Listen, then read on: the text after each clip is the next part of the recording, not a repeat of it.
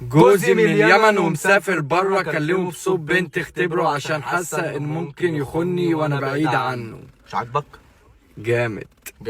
اول مره اختبر حد من بره مصر. يلا بينا، احنا وصلنا بره. احنا فتحنا فرع بره جديد مصر في الخليج. كل اللي احنا طالبينه لايك منكم كومنت اكسبلور قعدت نشر الفيديو. يلا بينا. بينا اخواتي هنكلم جوزها دلوقتي. هي بتقول انه يمني. احنا بدأنا نفتح فروع في الخليج اهو، عشان اللي حابب يعمل مقالب. والناس بتاعت الخليج مش حارمينكم من حاجه. خليك ساكت بقى وتسوي اللي عرفته منها برضو ان هو في مصر، فانا هكلمه بصوت بنت واقول له بقى نتقابل. هنتقابل. انا اول مره اجرب حد مش مصري. محترمين جدا، ناس عليهم انهم متربيين 6 مرات بيستحموا 7 مرات. الو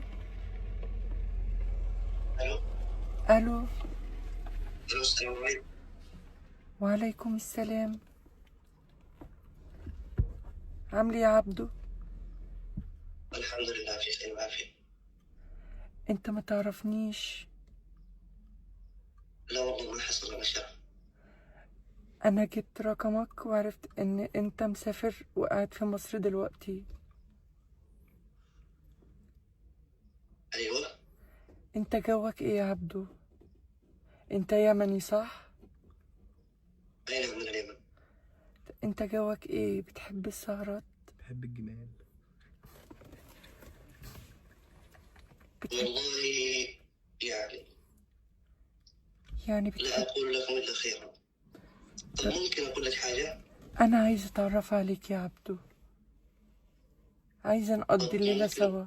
ممكن اقول لك حاجة؟ اتفضل. هتتكلم في الفلوس هريحك. انا بس اريد اتكلم في حاجة معينة، اعطيني فرصة بس.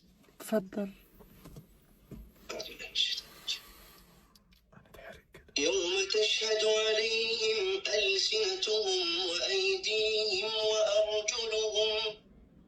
وأرجلهم بما كانوا يعملون.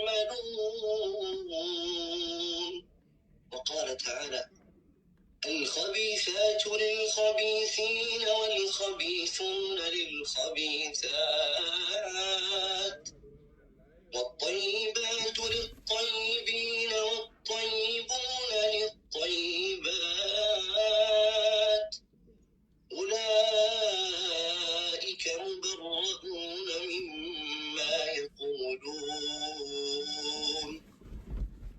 لهم مغفرة ورزق كريم. وقال تعالى أيضا في كتابه الكريم: قل للمؤمنين يغضوا من أبصارهم ويحفظوا فروجهم ذلك أزكى لهم إن الله خبير بما يصنعون. وتليها الآية مباشرة: وقل للمؤمنات يغضضن من أبصارهم. فالله يا أختي، الله المستعان.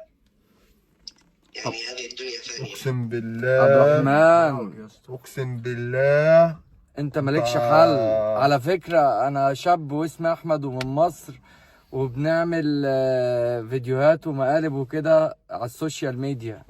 فانا مبهور بيك. انا اول مرة اعمل اختبار لحد ويطلع بالشكل ده. انا حقيقي مبسوط. انا هستأذنك في حاجة بسيطة بس. ربنا يكرمك يا ابني. من فضلك وكرم اخلاقك تسمح ان انا انزل الفيديو ده، لانك شخص مهذب ومحترم. الله يقدرنا على خير الخير. انت منور البلد. وانا كأحمد هنزل اقابلك بنفسي بعد اذنك. الله يسعدك، والله لنا الشرف. والله حبيب قلبي، انا مبسوط ان انا اتعرفت على شخصية محترمة زيك. الله يسعدك ويرفع مقامك يا غالي. في رعاية الله. ماشي. السلام عليكم. ربنا يبارك. وعليكم السلام ورحمة الله.